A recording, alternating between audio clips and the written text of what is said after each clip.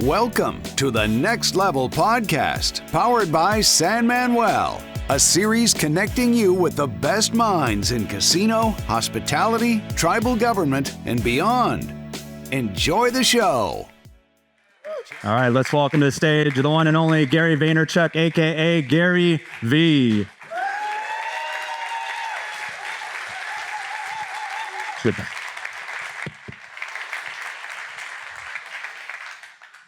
Gary, just to start off, what are your thoughts on Yaamava staying the night? The bed is incredibly cozy. The steak is incredibly delicious.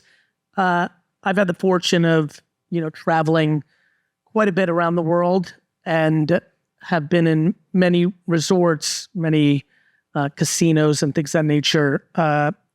But forget about my words. My wife, when we got here yesterday, her quote was, "Holy crap, this is much nicer than I expected." And so it's a very impressive execution. We were in the theater and I asked when you built it, and I just can't believe the level of freshness this building has and the amenities have, given how it's obviously a young property, but I've been around the block. Like, a lot can be done in a year or two or three to change the freshness, especially with the amount of traffic.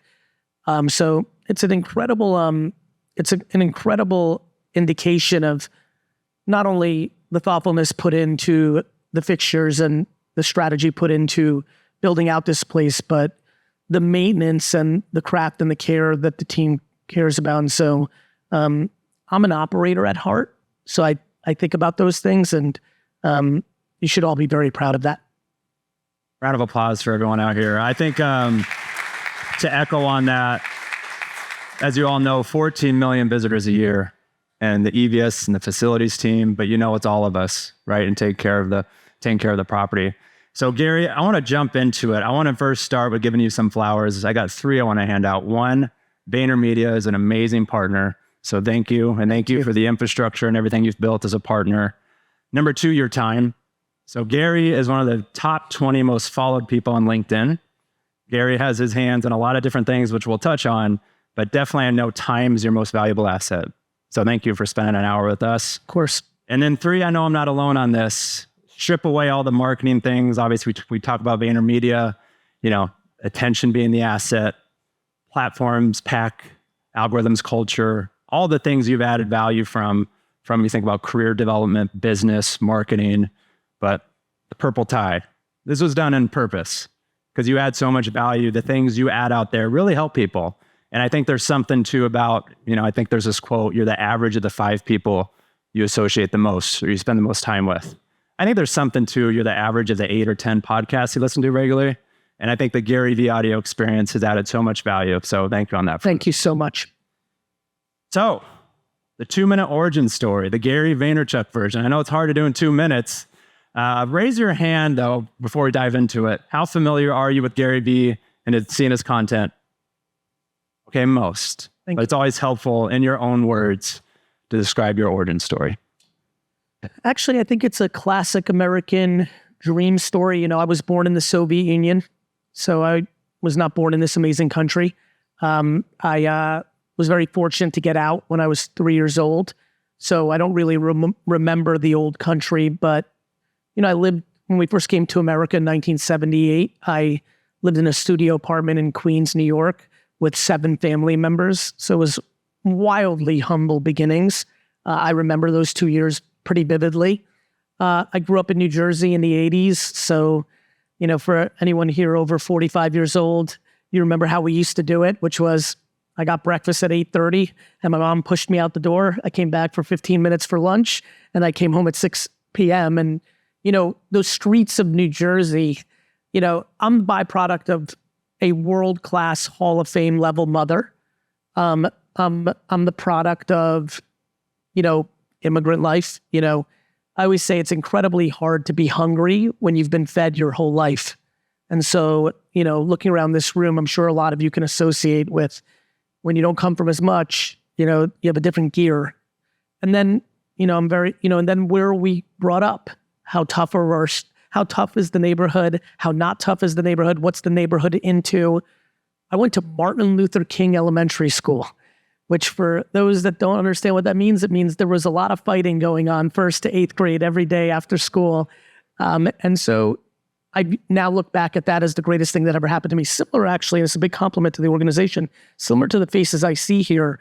It was funny, I found a 2nd grade class picture when I was visiting my parents 4 or 5 years ago, and I posted it on social at the time, and I said, this photo represents who I actually am. And what my photo had in 2nd grade, which, by the way, again, kudos to this organization, what I see right now is literally the level of diversity I had in my class.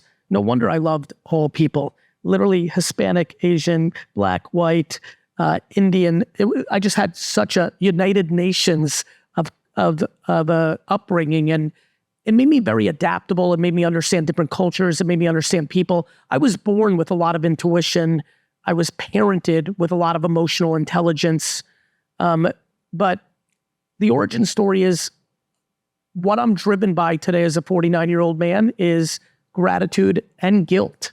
What I mean by that is I'm so grateful for the circumstances of my life, but I also am aware that that little percentage of guilt is, I know not everyone's born into an incredible mom who builds actual self-esteem, and so much of the Gary Vee content, why I exist outside of my private business life is I want to leave deposits to the world that are good, that are purple, not too red, not too blue, nice and purple, which I think is the answer to a lot of the questions that bother us so much in today's world.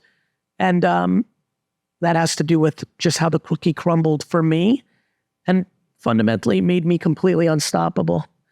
I say that with humility, like I am incapable of being upset by another human being. There's nothing someone can say. There's nothing someone can do.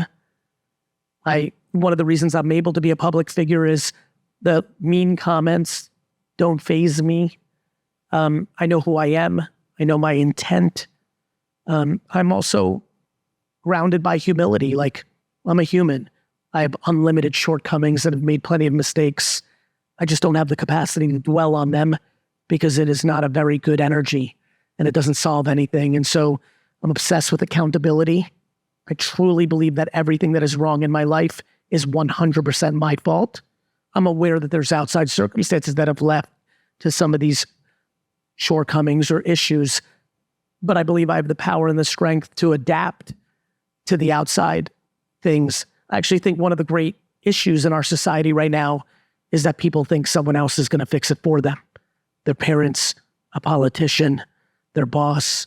I think once you become addicted with accountability, your life gets awesome. It's not lost on me that someone's sitting here listening to me talk right now, and their boss is actually sitting in this room as well. And they're like, you're wrong, Gary, it's my boss's fault. But I remind you that you have the capacity to have a candorous conversation with your boss. And you could, listen, I don't know this organization inside out. Maybe this organization's HR and culture is like every other culture, which is like, nothing's perfect. There's always gonna be, I have 3,000 employees in Vayner. I know right now someone is living a life inside my company that is fully against all my values. I just haven't gotten to them yet. We haven't snipped them out. Or they're just dead man, dead woman walking. We know we want to exit them out because of how they're working. But the employees that are affected by them today in a meeting, they don't know that I've already fired that person. And so life is life. The origin story is one that I'm trying to help other people replicate because it's a good one, because I'm grateful and I'm happy. And the level of anxiety that I have on my chest, especially given all the things that are going on in my life professionally and personally, is shockingly low. And I'm desperate to help other people find it. And you touched on something I want to come back to, which is team building, right? You have the unique perspective of going from a conference room to running one of the biggest agencies in the world. But before we dive into that, something I'm curious to know, and I want to frame it in this context for you, Gary. You have so many unique chapters to your career, right? And I want to compare it to a sports analogy. Let's take like someone like LeBron James, where, he has his first chapter where he comes in the league as a rookie, figures it out. Next chapter might be budding superstar in Cleveland, but just can't get over the finish line for whatever reason. You go to Miami to learn how to win. He has that struggle. People are, JJ Barea's on him. He has to learn how to post up, develops that game. Then he goes to Cleveland, doesn't have maybe the same athleticism, but his basketball IQ is at a whole nother level. And then when he gets to LA, he masters the bully ball. He's able to shoot the three-pointer with way deeper range. It extends his career. So through that context, I see your career similar in the sense of you have this amazing, as you say, the gift of gab, the infrastructure of your upbringing, your mom, right? But then there's things that you have added along the way that I'm sure you've refined skill sets or you've added things as a leader. For you, if this platform is all about learning from others, how they take their career to the next level, what are the significant, and this might be a long answer, but what are the significant chapters in your career where you leveled up and gained skills that maybe you weren't naturally born with? First of all, that's a remarkable question. I think we should clap it up for that. That's a remarkable question. The reason I just did that is most of these things are pretty robotic. Like I literally, when I'm doing a full-fledged podcast or interview, most of my brain is thinking about what I'm going to do after and what I have to operate on, because it just does, it's very, and I think I really appreciate a meaningful question. So thank you. I'm also smiling because when you were asking the question, it made me have a really fun feeling. 26-year-old me was incredibly self-aware and knew how it all was going to play out. 16-year-old me was, but 26-year-old me definitely knew. Except 26-year-old me had one great gap of knowledge, which was I hadn't understood yet what you're referring to, which is experience matters. I'm looking around the crowd. There's some of you in your 40s, 50s, early 60s. For the ones that I see in the crowd under 40, I have something really awesome to say, which is like, no matter how talented you are, and I can see there's a nice mix of people doing different things in the organization, you're gonna refine your craft. It's just the way it is. And again, I am very self-aware and fundamentally awkwardly blessed with a lot of talents. Plus, I also committed to my craft when I was 10 years old. I literally gave up on school in 4th grade, literally went from an A student to a D and F student from 4th to 12th grade because I spent every minute being an entrepreneur. 5th grade, the first day it started, I was in the back of the class instead of the front of the class saying, you want to buy some gum? Like it just became my life. And then baseball cards and then my dad's liquor store, like I fully committed. So by the time I was 22 years old, I was actually seasoned. And even with that, the answer to your question, brother, is as things evolved, meaning adversity mattered, right? I started one of the first internet e-commerce wine businesses. Our 3rd biggest market was Texas. We get a letter in the mail from the Texas state saying, you can't ship here anymore. I didn't know at 25 that life was unfair, meaning every other store in the world was shipping to Texas, but because we were the biggest, we weren't.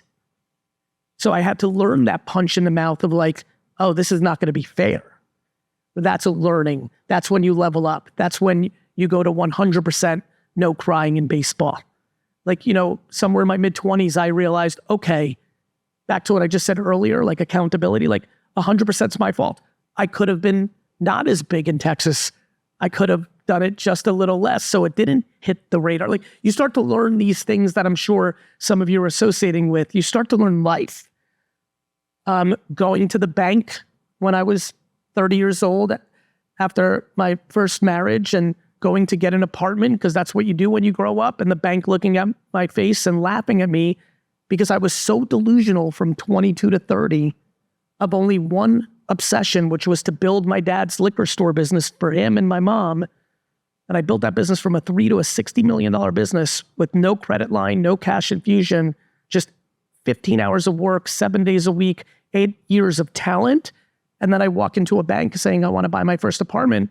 And the person laughed in my face saying, you have no money. And this is how delusional I was. I said, yeah, but I built the wine library. And she said, that's nice. Your dad can buy an apartment because he owns the wine library. You don't. And having that moment where I was shook and realized, oh shit, I have to start worrying about myself a little bit. That changed my gear. That was a learning curve. Look, let me go completely in a different direction, being 34, starting VaynerMedia out of a conference room in another company because I had no money. And by 36, spending many hours with the smartest marketers in the world, the CMOs of Nike and the CMOs of Pepsi and the CMOs of everyone, and learning how to calibrate my humility because I could feel that all of them combined didn't understand what I understood in marketing. That's a tough game. That can get away from you. As the great poet once said, never get high on your own supply. Right? So I'm being serious here. This might help some of you. There's some talented people in here. I'm 36. I mean, I don't know if you see these goosebumps. This is a very big moment in my life. I'm now in the room with Mark Zuckerberg. I'm now in the room with President Barack Obama and the United States communication leaders. I'm in the room with the biggest CMOs in the world. And I'm telling you, this is not delusion. I'm sitting there and I know I'm not tricking myself or gassing myself up. I'm like, oh shit, I know more than everyone. That's actually dangerous. That was the moment where it all could have fell apart. You know, having the humility to stay the course and be disciplined and treat that as a gift and figure out how to navigate that. Don't repeat Texas. What if the whole world figures out you are that powerful? That becomes dangerous, right? Like there's a lot to it. So look, there's 700 things. I mean, I could literally tell this could take up the whole talk. Yeah. There's things I'm learning every day. And actually, let me go into a very vulnerable spot. The single, back into this Superman of it all in my little narrow lane of what I do for a living. Okay, but what's the kryptonite?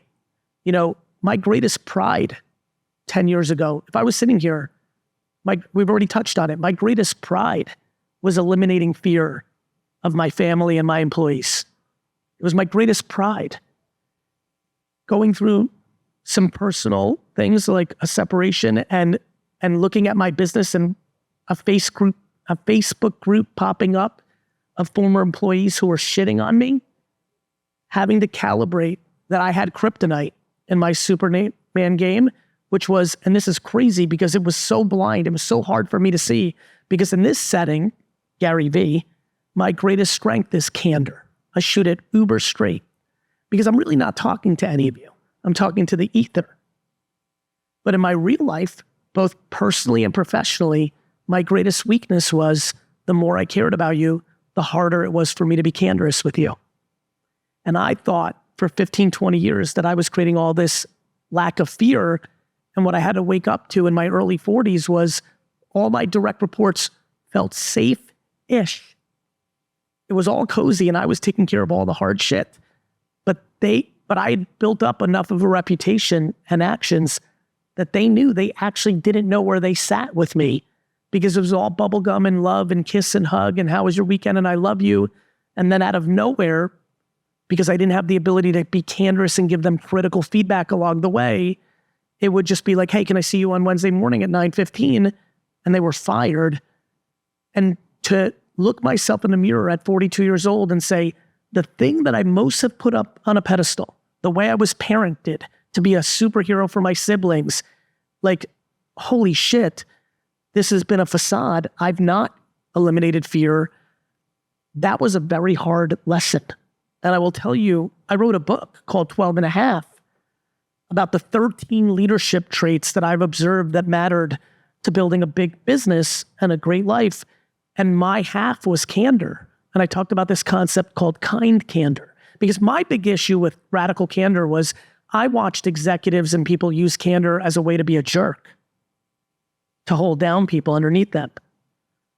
And so this concept of kind candor, I tell all the managers here, if you're resonating with what I'm saying, if you can trick yourself the way I did into falling in love with this concept of kind candor, which is like really verbalizing critical feedback in a much more palpable and a way that the other person can feel that you're not setting up the firing, but you're desperate to give them the thing that they can tweak to create the promotion.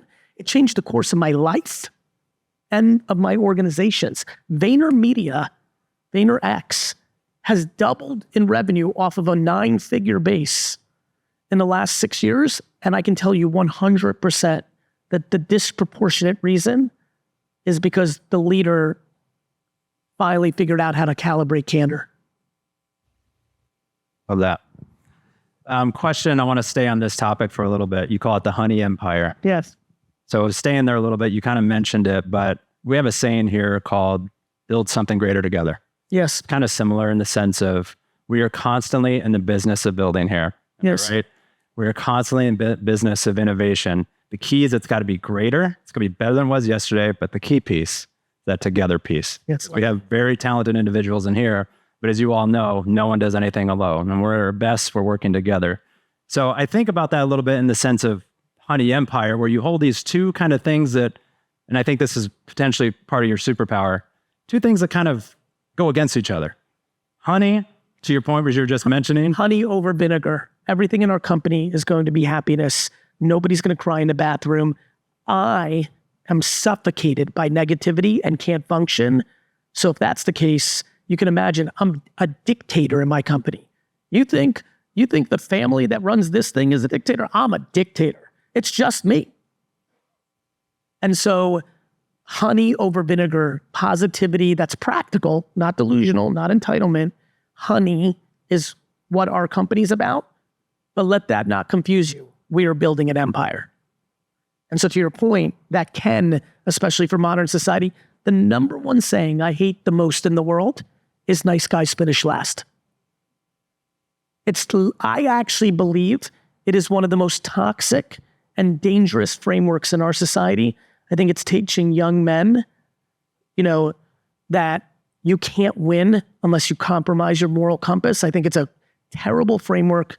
I think it's really not on most people's radar, and I obsess over it. I probably think about it 10 times a day. That's like, it is my currency.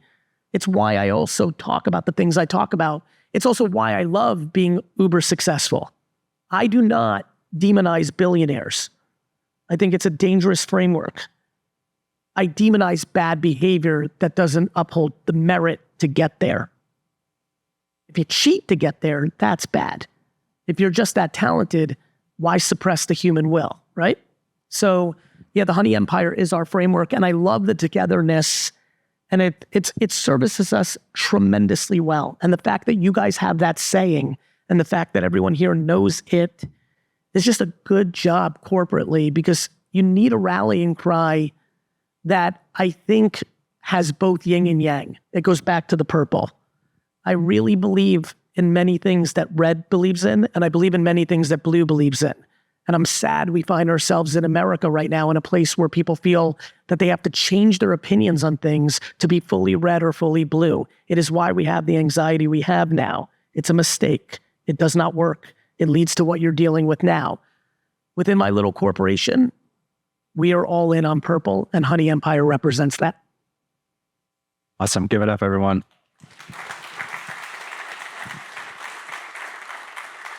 Gary, I want to touch a little bit on people development. From afar, you've had several success stories with people who worked for you, people who started in very junior roles who are now running VeeFriends, or people who you've actually ran businesses with, like Empathy Wines, or a creative director who started Liquid Death. All these stories of innovation, career growth. We just want to pick your brain on what have you learned, especially with this audience. We're trying to grow, but also mentoring and growing others. What common traits do those people have? And also, what words of advice would you give to helping people get to their, next level, so to speak?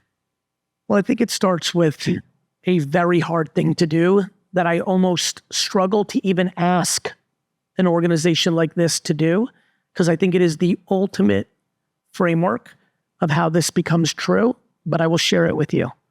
The reason there are so many people that have gone on to do crazy things that have come up in our walls is because I'm inherently selfless. Most companies struggle when they have remarkable talent because they recognize they have remarkable talent, and subconsciously they try to keep that talent within their organization. Just comes down to how selfish or selfless you are. In fact, it goes back to management. One of my biggest issues that I worry about in management is when a manager recognizes that their direct report is more talented than they are. And notice, it's really fun to see how many of you just started to, we all know this. We've either been affected by it, we at our worst have done it, and we all recognize what I'm saying, which is the game is played in a corporation where someone is going to come along who's actually just naturally more talented. They may not have the experience. They may not have the longevity, which an organization may value. But I find that managers are at their worst when they are accompanied by someone that they now manage that they know is better than them. Because then that starts to show all the worst behaviors of a manager. I, as the ultimate manager of my organization, have no interest in being that person. So every person in my organization, I am always prepared to lose them. I'm also prepared to even tell them to leave if I feel like their ceiling is too high. When that is your actual essence, everything starts to become real. It's very hard to ask a company to do that. It's very hard for me to ask this company to be a place that is prepared to do radical things like, for example, in my company, the wildest thing I think I do as a leader is the double promotion. So we do something at Vayner that I think that I'm not even sure I'm right about, which is why I hesitate to even say it out loud. But I know this is going to get a reaction from everyone. There are multiple examples right now in our company of people who've been promoted in a promotion cycle to become the boss of their former boss.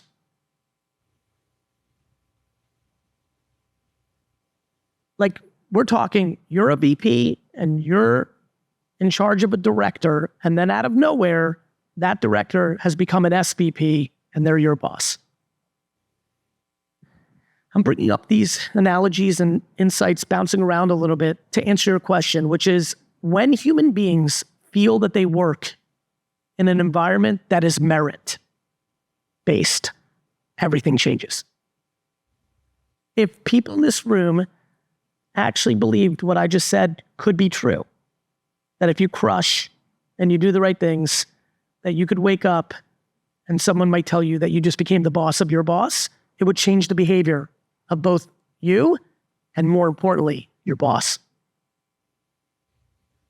That goes even further. Me having an ecosystem where two kids were literally interns to only later, 6 years later, be my partners in a direct-to-consumer wine brand that then sold for tens of millions of dollars to Constellation brand and changed the course of their life, reverberates through the halls of all 3,000 people knowing it could be true. Those two had no advantage. They weren't my cousins. They weren't my friends.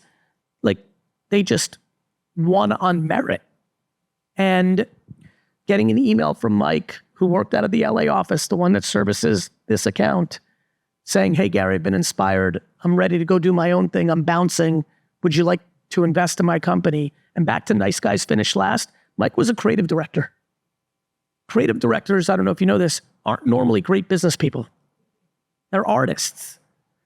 He's like, "Would you like to invest?" Out of being a nice person, and because I wanted to reinforce my culture, I invested in Liquid Death. That's going to end up being one of my greatest investments of all time. But I didn't know that that was going to work. In fact, if I'm being fully transparent, I probably wouldn't have believed it would have done well.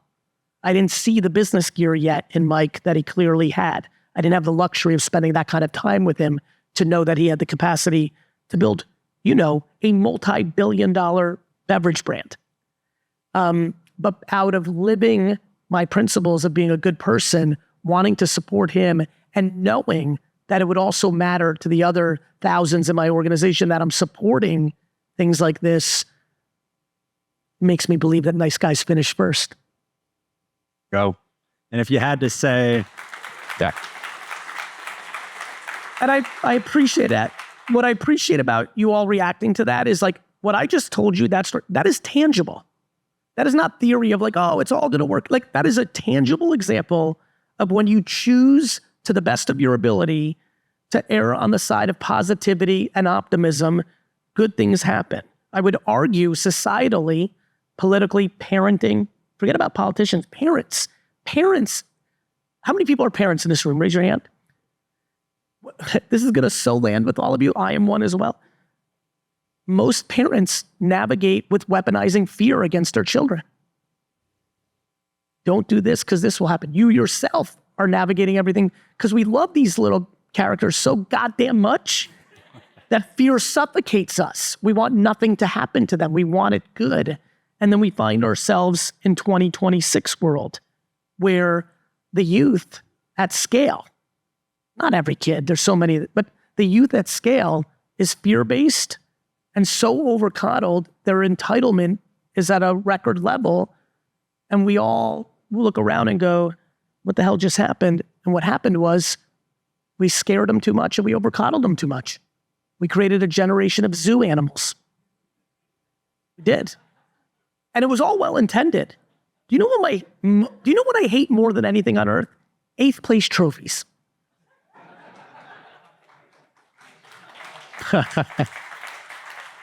But let's be honest, 8th place trophies were well-intended.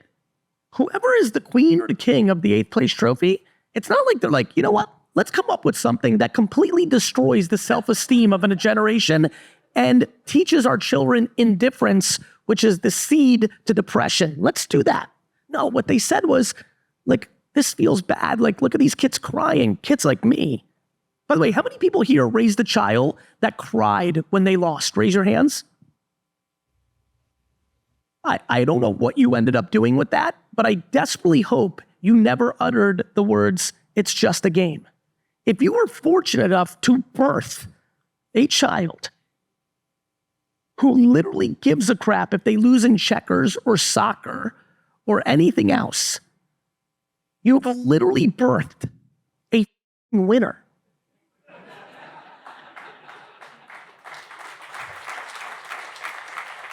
Please do not suck out the winning DNA from that little child by telling them it's just a game.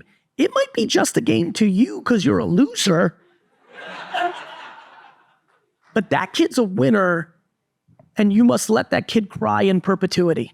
I think there's a direct correlation to how much you cry between 5 and 12 around this topic and who you become in life, and I'm not kidding.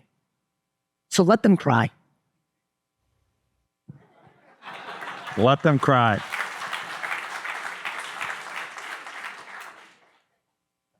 Not a natural pivot, but I'm going to try my best here.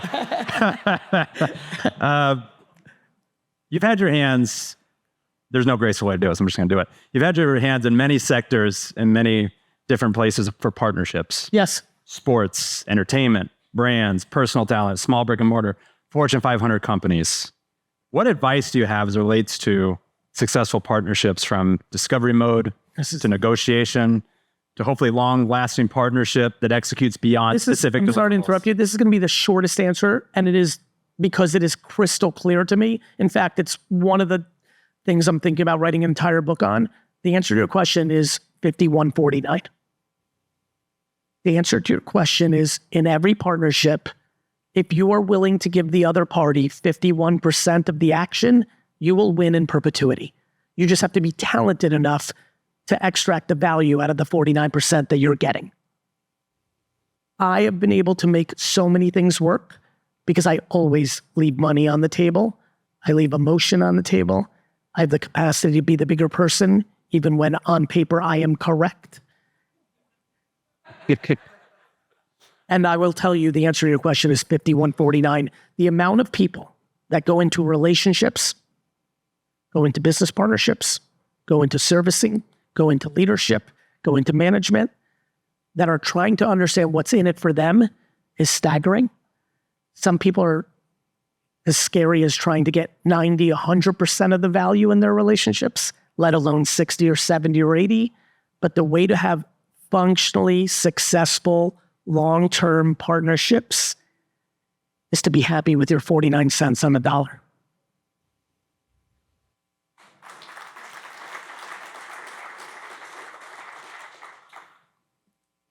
I had this right here, and I don't know how to ask the question, but I just want to get your take on, because looking from afar, what I'll call measurement versus gut and intuition. How do you execute? What's the ratio? All the decisions you make, And what would you advise on that? Because especially people, leaders trying to scale, you take on bigger level of decisions. How do you advise on measurement versus gut and intuition? I'm going to go a little foo-foo here, but I'm curious how this lands. Shouldn't be too many of you, but please raise your hand if this lands for you. How many people here are aware that in the last 5 to 10 years in the medical field that we've learned a lot more about gut health? Gut health. Raise your hands. Just hi. Hi, please don't be embarrassed. Oh, a lot. Okay, amazing. This is great. So, it's been a huge breakthrough. I think that for, obviously a lot of people that raised their hands, probably unfortunately it's because you or someone in your family has not been feeling great. And in the last decade, we've gotten a lot more knowledgeable about this. There's the Netflix stuff that I'm sure some of you have seen. So for the people that did not raise your hand, over the last 20 years, the medical field has gotten much more educated on how important the gut health is to all of our sicknesses. And we're starting to be much more thoughtful about what we eat and what we do instead of just, medicine down our throats to reinforce it. Amazing. I believe we have not started the journey on another thing that has to do with the gut that I hope I get to see before I die.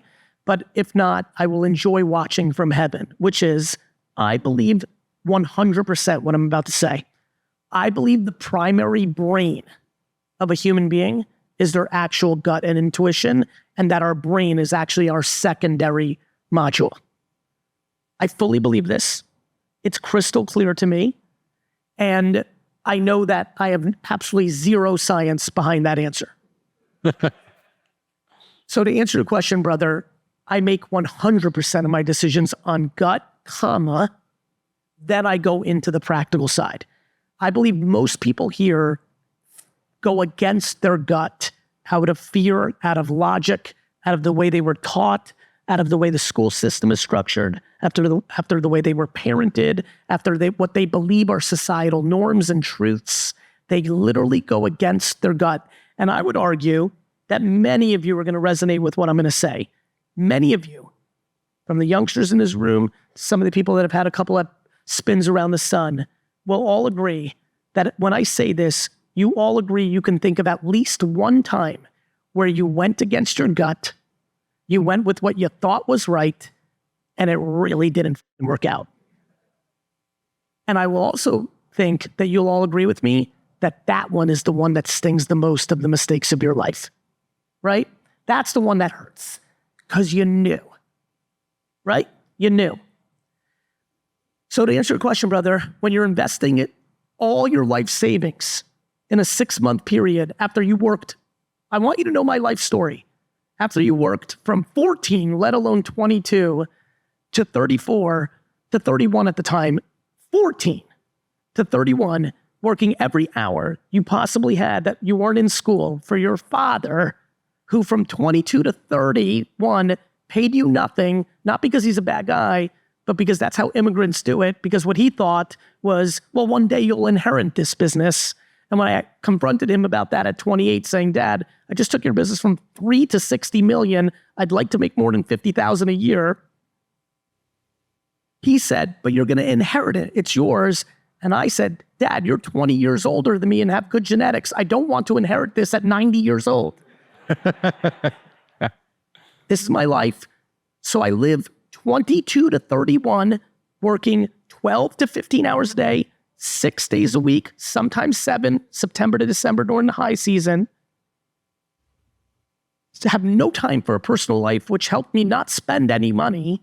I had a tiny bit of savings, and at 31 years old, in a 6-month period, I took all $240,000 of my life savings, which I mustered up, making $50,000, $60,000, $70,000 a year, because I lived a $20,000 a year lifestyle. And I invested both of those companies against the will of everyone I knew, including the liquor store's accountant who said I was ruining my life. And I put all of that money to invest in 2 companies that were named Twitter and Facebook. That's called intuition. Supported by knowing. That's what I want for more people. People get into relationships. People marry people that they know aren't right. People people stay in jobs for decades that they know aren't right. People do not listen to their gut, brother. My gut is my entire compass. Because I'll tell you what's really cool about following your gut fully. When you're wrong, it feels better than when you followed your brain. You're dying on your own sword. It's okay.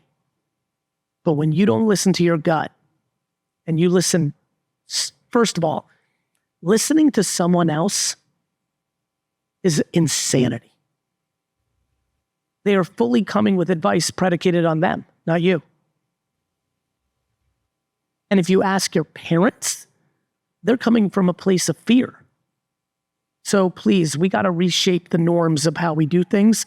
I'd like you all, my greatest dream of this 1 hour talk is that one person in this room who has been curious about this feeling they've had about like always going against their gut only to know it's wrong. If this little 5 minutes was the tipping point for you to live the rest of your life, gut first, brain second, this would be a great day. Love that. Thank you. Yeah, another thing that I say is the what if factor. You know, you never want to be in that equation if you're thinking about something tough, whether it be a career move, relationship, whatever it is. The what if factor. It's because let's play the other side of that. If you'd invested in Facebook and it would have crumbled, but at least I imagine, curious to know your thoughts, you've probably been okay with that because in truth you knew. I've had thousands of investments go wrong. I've had many things go wrong in my life, personally and professionally. They all feel good because they were my decision. I also play a very different game of what if than most people. My entire game of what if is predicated on what's happening right this nanosecond. First question, am I alive? Right? So as I sit here, I don't know if you know this, but I'm alive right now. Thus rendering me to believe I've won. For example, you know my career pretty well. You also know that I passed on Uber twice in the angel round. Travis was my best bud. Best bud. I had just bought an apartment in New York City, and I was less liquid than I'd like to be subjectively in my own mind. Thus rendering me to say no to invest in Uber in the angel round. I was in San Francisco 4 months later, and Travis, because we were so close, and I was bringing him so much value in different ways, asked me again desperately to invest. I said no again. If I wrote that $50,000 check like I was at the time for other companies, which by the way, 4 months earlier, I wrote in some stuff that I can't even remember that went to zero. If I wrote that check for $50,000 and I later wrote a check into Uber after it was more obvious and I had more liquid, and I have not sold a share since it's gone public. So if I did the same thing that I did with that $50,000 check would have converted into $453 million.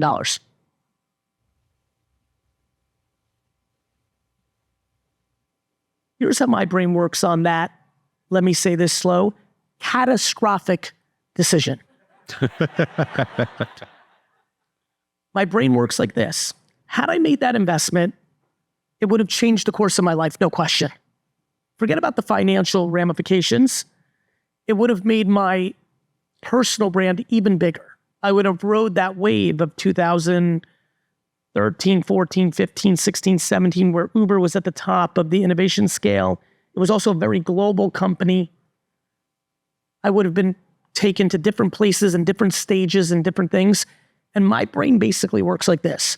Had I invested in Uber, I would have found myself somewhere in Indonesia, Singapore, China, Brazil, Paris, and over a dinner, I would have choked on a chicken bone and died.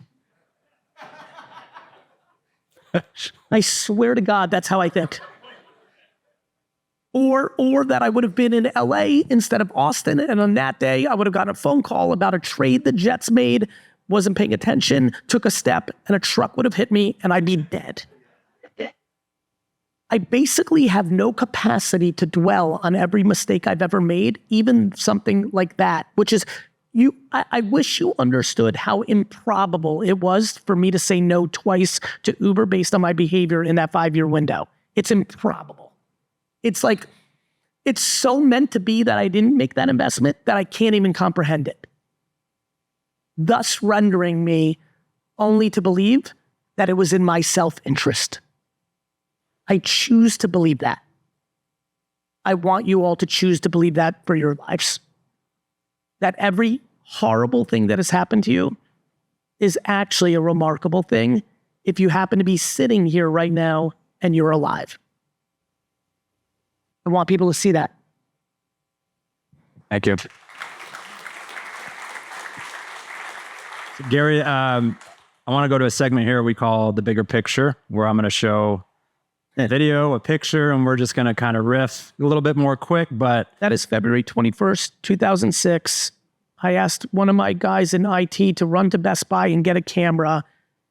4 months earlier, a new site had come out 6 months earlier called YouTube. I thought it was going to be huge.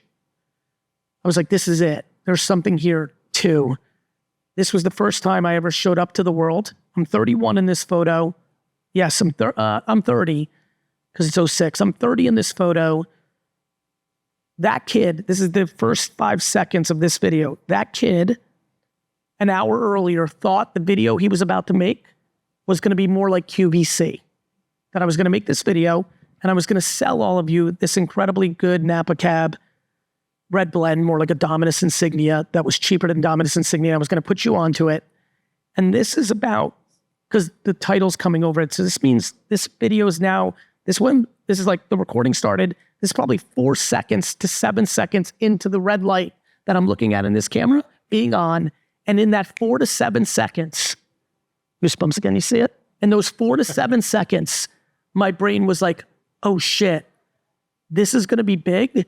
And I actually can't make this QVC. I need to make this the Wine Spectator or Robert Parker. I have to review these wines based on how I feel they are, good or bad, not how much I want to sell them, because this is going to get big and I've got to win on bringing value, not selling stuff. That's what's going on in that kid's head right in this second. And he also knew that this moment was going to change his life, and it did. And I knew it because I listened to my gut. Let's let it run for just a second. Welcome to the first episode of Wine Library TV. I am Gary Vaynerchuk, Director of Operations here at Wine Library at winelibrary.com, and I am very proud to launch what we think is the first video wine blog. We've been talking about doing a blog here at Wine Library for a long time, but we just realized that we had too much text out there between the website and pounding you with 4 or 5 emails a day. I know we are. It just became something that we thought a blog would just be another layer that you maybe didn't need. Well, as you know, technology doesn't stop, and now we have video blogs, and we feel like we've got something very special here. We think we've got one of the first video blogs in the world, and for wine at least, and we're excited. We're going to take an in-depth look at the wine library, the wine industry, wine in general, and lots of cool things. We'd keep it very, very laid back. We're going to keep it very silly, fun. We have tons of guests lined up to do interviews. We're going to do tours around the store, let you meet some of the wine library staff, and we're going to tour with the camera. You know, maybe on my trip to South Africa or something, we'll get some zebras in here too. The video blog is a way for us to really give you some added value, something that we feel can bring you a little bit closer to what we're doing here, give you something that you haven't seen before in the wine industry, and really make it exciting. Pretty crazy. And common themes, and I want to go to the next slide because I want to be conscious of time. It's always about adding value with you. That 51-40 wine, it seems like a common theme. Yeah, I just don't understand how you think life is going to go in your direction if you're not providing value. If you are constantly taking versus giving, what the fuck do you think is going to happen? And it starts with emotionally.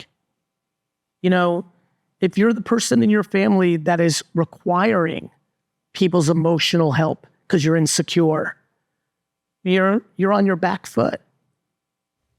You're asking. Whoever is doing the asking doesn't have the leverage. And so, yeah, I just fully want to give because I know if I give as much as I possibly can, everything I want, emotionally, financially, will be there. Gary, my next picture here is I want to use it for set up this context. So Walt, as the story goes, sat there at Griffith Park, looking at a carousel there, and had this dream of, you know what, kids and parents should be able to play together. Like an epiphany that hit, and then eventually the story goes, obviously, he made Disneyland and the Empire. Curious to know for you, what epiphany has hit you, and maybe it's still to come, but what epiphany hit you hard of a creative intuition, this gut you're speaking of, maybe one that's the most relevant, or one sharing where an idea just hit you, where you're at a moment of time and you moved on it? You mean for VeeFriends or just in general? In general. You can take this where you want. I think the biggest thing that by far that's similar to Walt's version for me is that parenting was in trouble. I already brought it up. Something happened. You know, I start getting known, and this was wine. This was 2006. And then by 2009, 10, I'm talking about business and marketing and business. And 2010 and 11, I put out an enormous amount of content. I get very well known. And I'm literally telling all of you exactly what to do. Like, do this on YouTube. My content is do this on YouTube. Do this on Facebook. Do this on Twitter.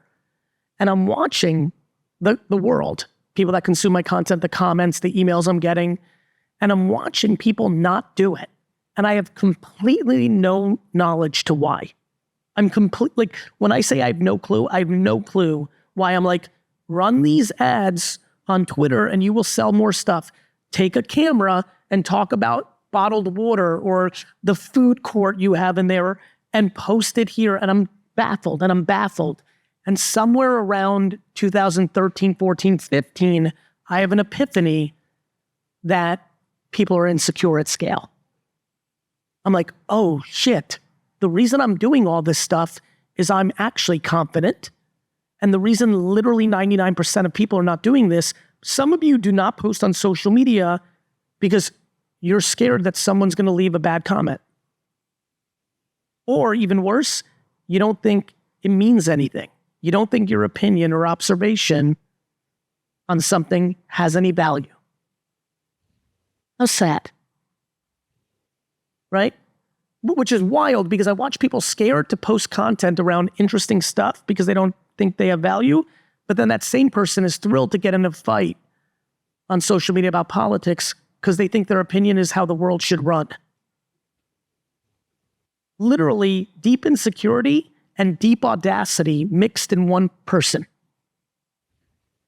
So I had the epiphany that there was something going on with self-esteem and insecurity. And then about 2 years later, it hit me that this whole game's about parenting. And that's been you look at my content since 2017, over the last decade, so much of it is about self-esteem and insecurity. So much of it is about parenting. So much of it, that's how I attacked colleges that kids collected debt on, that I got crapped on, but now people are starting to understand. It's why I started VeeFriends, my Disney. I want to make characters that help parents parent, because when I was growing up, who here is an 80s kid? Raise your hand. If you define, great. So this is really fun to have so many of you in here. You know, when we were watching cartoons, at the end of He-Man, Adam, who was He-Man, would literally look in the camera and be like, be nice to your sister. I'm like, oh shit, I'm nice to my sister.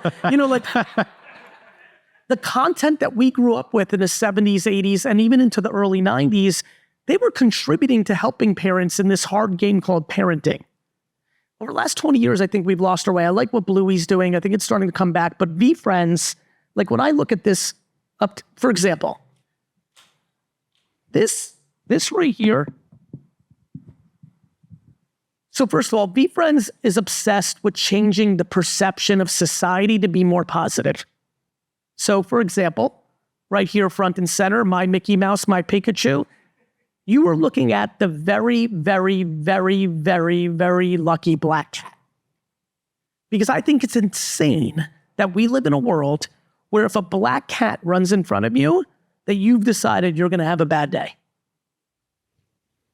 What value does that have in any way?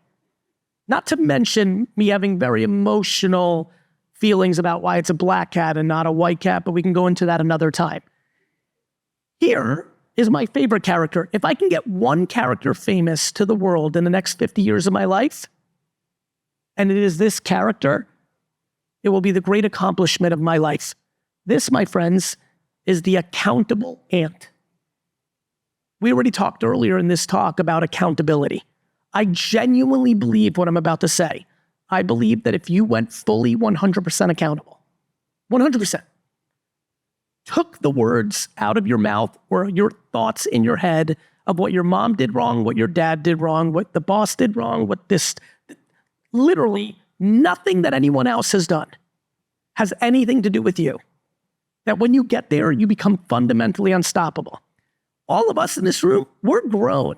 It's harder for me to get you, if you were completely not accountable, to become fundamentally accountable. That's a lot of therapy. That's a lot of work. Micro-dosing, off-site. I don't know what it's going to take, but it's a lot of work. But you can imagine if I can get your 5-year-old child or grandchild to fall in love with the accountable aunt through cartoons, books, trading cards, comic books, to then ask you when you're driving them to the second day of second grade when they're 8, and they say, hey, Mom, real quick, I love the accountable aunt, but what is accountable? To give you the opportunity to explain to them that the world has many variables, but if they understand that if they're going to be happy or unhappy, it's on them. It's either lemons or lemonade, as the old saying goes. So when I look at that world up there from, I get excited because empathy elephant, when I think about versatile Viking, people are not versatile enough. We're not adaptable enough. This goes back to fear. The reason you don't try new things is you're scared to fail in front of other people. As if their opinions of you have anything to do with your life. So this is a very meaningful project for me. It's also the most selfless and selfish thing I'm doing in my life. I truly believe I'm building the next Pokemon, Marvel, Disney. How many people in this audience collect things and buy things on eBay or things of that nature? Just raise your hand. For the people that just raise your hand, you will be flabbergasted if you go to eBay after this talk and type in VeeFriends, completed sold items, building a huge world. I'm going to pull it off. This is going to be the biggest business I build. That's selfish. This is going to be a multi-billion-dollar franchise that I will own, and I will take that money and buy the New York Jets and win a Super Bowl. There it is. Thank you for what you just did there. I'll explain that in a minute. But it's also the most selfless thing I'm going to do because I'm going to make billions of dollars building VeeFriends while helping the world get better.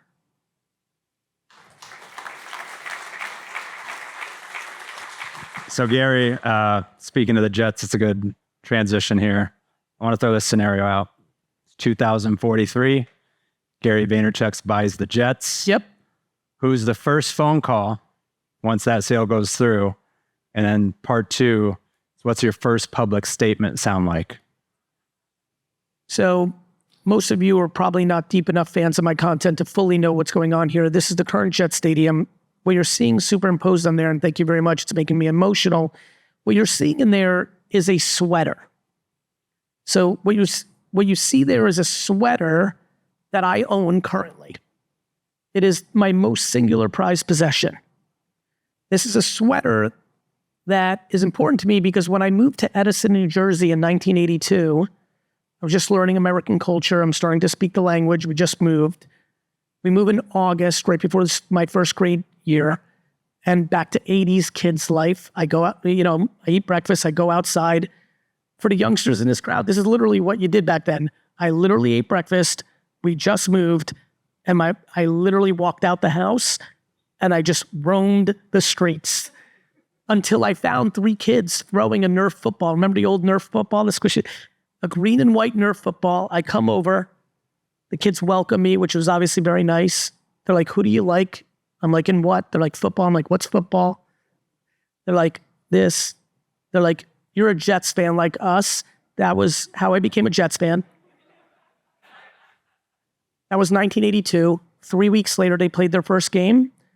I have literally not missed watching a New York Jets game since 1982. No funeral, no wedding, no life event.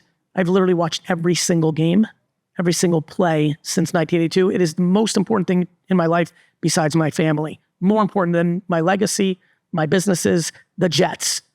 Which, as you can imagine, in all this prosperity and wonderfulness that has happened in my life, it's been a great counterpoint, a balancing to my life. Anyway, my greatest dream is to buy the New York Jets. I've had it since 5th grade. It's in my 5th grade yearbook.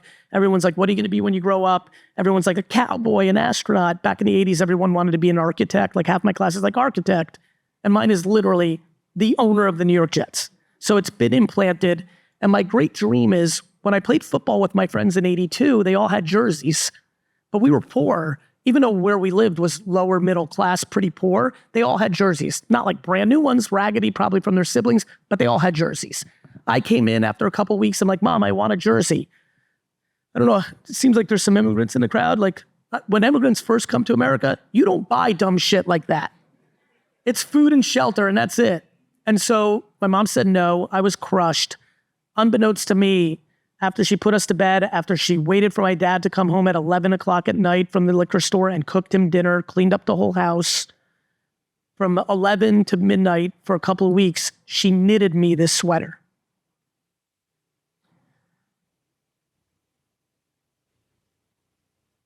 So this sweater says Jets on the front and in the back.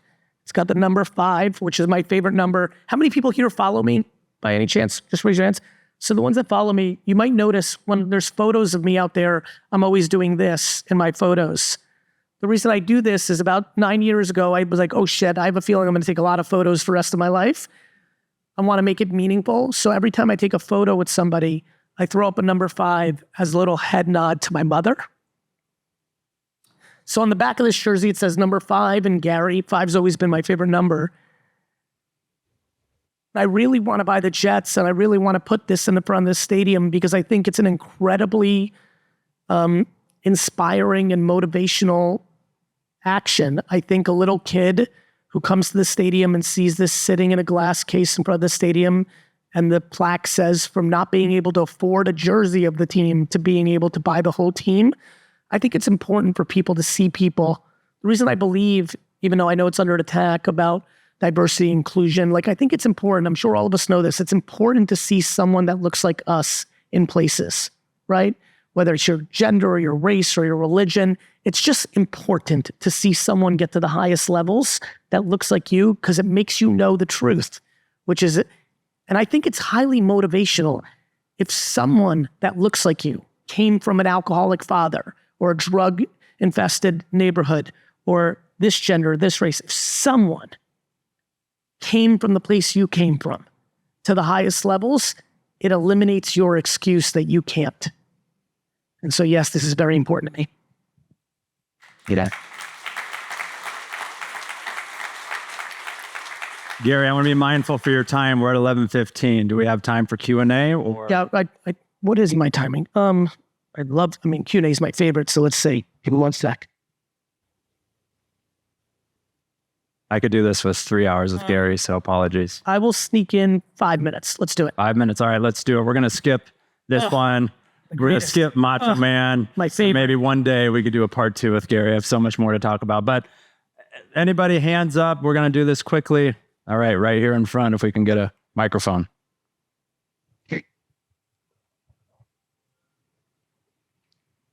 Hey, Gary. What's your name, brother? My name is Ricky. Ricky. Yes, I work in food and beverage. Just give me one moment here. Please. I Gotta pull up your chat GPT. No, ChatGPT. Notes. So first off, I just want to thank you. Many years ago, I came across your 5-minute plea video, and it really resonated with me. It gave me the push to be okay with challenging norms and to not be afraid of taking risks or having priorities.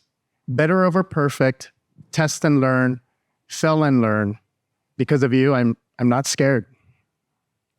It was the octane gas to the fire I already had to accomplish stuff. Now my question is, with everything you've got going on, I'm sure your mind is always buzzing with ideas, responsibilities, and shifting priorities. Do you carve out time to let your mind relax? And if so, what does that routine look like? How do you, or when you need that downtime to come back even fresher and better? Thank you. Thank you, Ricky. That's very sweet. Thank you. I'm going to give you a very interesting answer. It's happening at all times. I don't meditate. I don't go and take a hike. I'm always good. I'm always detached. My brain is constantly thinking about other stuff. Even in the moment, like I talked about earlier, being able to do this and thinking about other stuff. Ricky, the reality is when you are not stressed about dumb shit, you have unlimited capacity to be creative. So I am so not burdened by things I can't control, things that other people think are catastrophic. You know this because you follow my content. You know this. I secretly want to lose everything. My favorite Rocky is Rocky 5 or 6 when he goes back to Philly and lives in a shithole. Because I don't care. When you are completely detached from materialistic things, from status, from how you are perceived. So it's so chill up here and in here that I'm constantly unplugged. I'm unplugged at all times while I'm equally capable. And you referred to this, we didn't get into it. My ability to pull in opposite directions. I think a lot about my autobiography because that's how I think about myself. And I always think I'm going to call it the bridge. I think I was strong because I pulled from opposite directions. I am equally ambitious and hungry. And like, I'm going to literally in 1 minute run out of here and go directly into like 53 small things. This person just got fired and we need to replace them. This is a problem over here. This client needs this. VeeFriends, comic books, the printing press broke and they're not going to be in time for Comic-Con. You know, my sister needs something for my niece. Like, there'll be 80 little things and I'll do those things. I'm not like Zen in the air Yoda life in my actions, but in my spirit, I am. Thus rendering all those little things. You know, when you used to have to fill out like those custom forms when you fly a lot to other countries, it says occupation. For years, I've been filling out firefighter. That's what I do for a living. Literally, just so you know, what's going to happen right now is I'm going to look at literally right now, because I have to go. Literally, I'm going to look at my text and pray nothing is catastrophic, but be prepared for everything to be catastrophic, right? And then I'll get to the 900 other things while I have to do all these calls while I drive up to LA and then do 3-4 hours of straight meetings in LA, then go do a live streaming show selling VeeFriends stuff for 2 hours, and then go into a 16-person dinner that I curated of high net worth or high important people. And then I'll leave at 11:30 tonight. There's a lot to do. But the whole time I do everything I just told you, I'm going to be creative. I'm going to be thinking that way. I'm detached. I'm not stressed. It's not blocking my creativity. And I think that's about priorities, right? Perspective. Like, no matter how ambitious we are to create things, back to what we just talked about, I always make pretend I did buy the jets and everything did work out. But then I get a phone call that my mom died. Am I happy? I'm not. Thus rendering, if my mom's healthy today, no matter what I have not achieved or what is going wrong, it is a better day than if I achieved every selfish want and need that I have ever dreamed of. So why would I live my life any other way? We have to start thinking in worst case scenarios. What if I told you today was the day the person you love the most left the earth? Do you think you would worry about the dumb shit that you're thinking about right now? So why are we not living that way? We must change our perspectives. I gotta go. Love you guys. Thank you. Gary Vaynerchuk, everyone. Thanks, Gary. Check out more episodes at thenextlevelcareers.com.